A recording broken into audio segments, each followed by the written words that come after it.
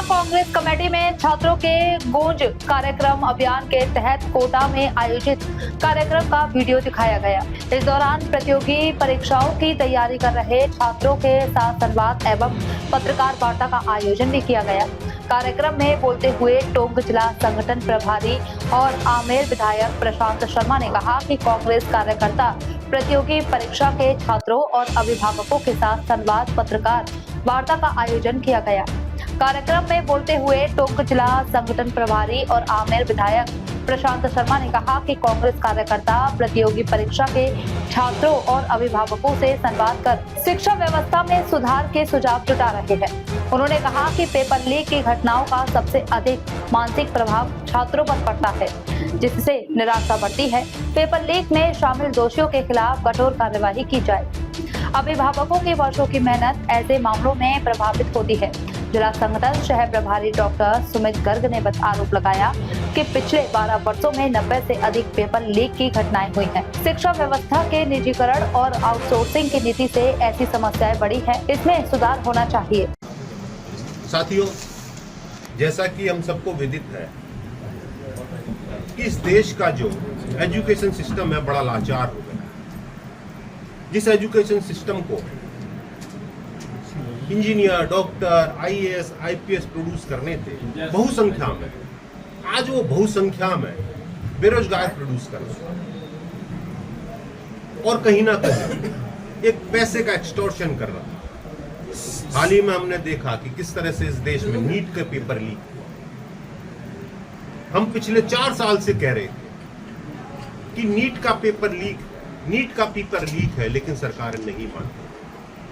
आप देखिए पिछले 23-24 का जब पेपर हुआ तब हमने कहा, और हालात देखिए इस देश के, कि देश की एजेंसियां जो पेपर लीक करने वाले थे उनको गिरफ्तार कर रही थी, और देश की सरकार सर्वोच्च न्यायालय में जाके हलफनामा दायर कर रही थी कि पेपर लीक नहीं हुआ।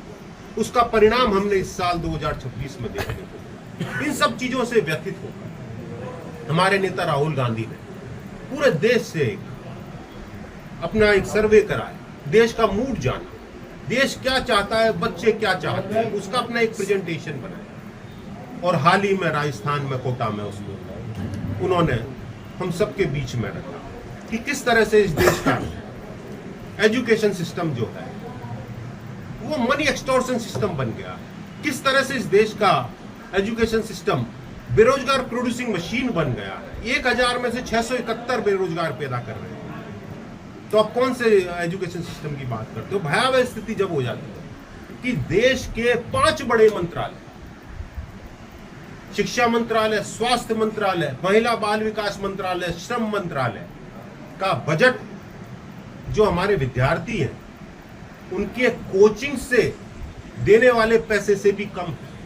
3 लाख 3.5 लाख करोड़ का खर्चा हमारे माँ बाप जो पेरेंट्स हैं हमारे बच्चों के, वो हर साल कोचिंग पे और विभिन्न चीजों पे अपने बच्चों के लिए कर रहे हैं। और देश के ये 5 मंत्रालय 3,20,000 करोड़ पूरे देश की जनता में इस राशि आवंटित कर रहे हैं। तो इस भयावह स्थिति से हम इस देश को अवगत कराना चाहते हैं। राहुल गांधी जी की सोच है कि देश का नागरिक जाने, देश का युवा पहचाने कि उसके साथ वाकई में हो क्या रहा। इन सब चीजों को लेकर हम आज राहुल गांधी जी के आह्वान को लेकर, राहुल गांधी जी के प्रेजेंटेशन को लेकर अखिल भारतीय कांग्रेस कमेटी के निर्देश पर, प्रदेश कांग्रेस कमेटी के निर्देश पर आज कोटा में छात्रों के साथ इस छात्रों की गूंज कार्यक्रम में आदरणीय हमारे प्रभारी प्रशांत शर्मा जी साहब, हमारे पीसीसी के उपाध्यक्ष रामविलास जी और हमारे पूर्व विधायक कमल जी और बाकी सभी हमारे कांग्रेस के वरिष्ठ नेता और मुख्यतः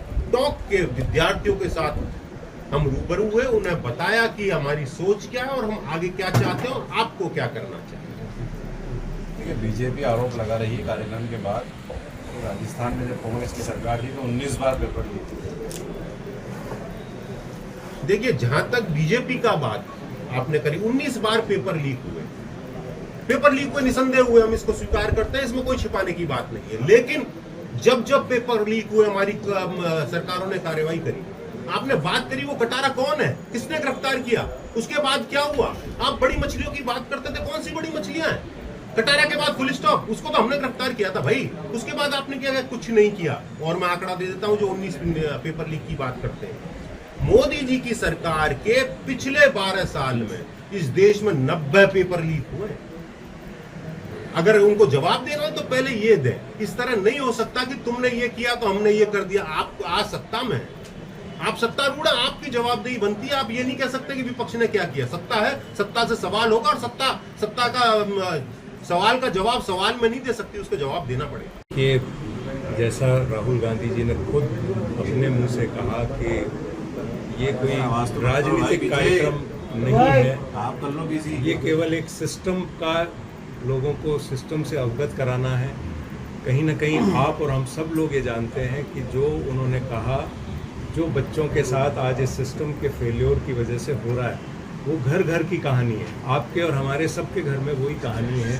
कहीं ना कहीं हम लोग सपने दिखाते हैं बच्चों को, या बच्चे सपने देखते हैं, और उन सपनों को पूरा करने के लिए जो हमारा सिस्टम है वो पूरी तरह से उनके ड्रीम्स को फुलफ़िल करने वाला नहीं होता। कहीं ना कहीं आर्थिक संकट से हर परिवार को, हर बच्चे को गुजरना पड़ता है। बच्चे फ्रस्ट्रेशन में आते हैं, और आज आप देख रहे हैं कि कितना जिस तरीके का ड्रग्स का और ये प्रचलन होता जा रहा है, तो कहीं ना कहीं ये इन्हीं सब बातों के साइड इफ़ेक्ट्स आ रहे हैं कि बच्चे अपनी तकलीफ़ को, अपने फ्रस्ट्रेशन को डाइल्यूट करने की दृष्टि से गलत रास्तों पे भी चले जाते हैं, और उसी के परिणाम स्वरूप कई जगह आपने देखा इतने स्टूडेंट्स ने सुसाइड किया। उन सुसाइड की घटनाओं से आप उन परिवारों के बारे में कल्पना करिए कि जिसके घर का चिराग चला गया। कई जगह पेरेंट्स को आप देखते हैं, कोटा में विशेष रूप से, अब सीकर में, जयपुर में, और जहाँ जहाँ एजुकेशन के जो कोचिंग इंस्टीट्यूशंस चल रहे हैं, मैं बहुत सी जगह देखता हूँ। हमारे कई मित्र हैं जो अपने किन्हीं की वाइफ वहाँ अपने बच्चे के साथ रह रही हैं, कोई फादर अपने साथ रह रहे हैं, कोई जॉब छोड़ के अपने बच्चों के साथ लग रहे हैं। तो कहीं ना कहीं एक सिस्टम पे प्रहार है, और हम ये चाहते हैं कि आपकी और हमारी मिलकर एक आवाज़ समाज तक जाए, लोगों तक जाए, और हम उन लोगों के जो सिस्टम है उसके प्रति और जागरूक हों। हम लोग ये बात करें कि जिन लोगों की अगर दूरंदेशी नहीं है, कहीं ना कहीं उनको इस विषय में पात्र बनना चाहिए कि क्या कहीं ना कहीं जो जिस व्यक्ति की कमजोरी है, जिस सिस्टम की कमजोरी है, उस सिस्टम को हमें ज़रूर चेक करना चाहिए। और सिस्टम को चेक करने के बाद जो अपराधी हैं उसमें मूल रूप से जो इस एक्सटॉर्शन के शिकार बनाए जा रहे बच्चे हैं, उनके जो अपराधी हैं, उनको निश्चित रूप से अपने पदों को छोड़ना चाहिए, और उन पदों के ऊपर बने रहने का उनका कोई अधिकार है। क्या इससे निपटने के लिए जो स्ट्रेटेजी बनाई जा रही है उसको इम्प्लीमेंट किया जाएगा कांग्रेस शासित जो राज्य हैं उनमें? निश्चित रूप से हम लोग उसके विषय में ही ये शुरुआत की गई है कि हम अभी बच्चों का एक सर्वे करके, पेरेंट्स का सर्वे करके, सोसाइटी में जिस तरीके की प्रॉब्लम्स आ रही हैं उन सब का सर्वे करने के बाद एक इसी प्रकार का प्लान बनाना चाहते हैं। इसीलिए हम लोग जिलों में जा रहे हैं, और यहाँ पे जो बच्चे हैं, उनके अभिभावक हैं, उनसे चर्चा करके इस सिस्टम को कैसे इम्प्रूव किया जा सकता है जो सबके लिए अनुकूल हो, जिसमें आप भी शामिल हैं और हम भी शामिल हैं।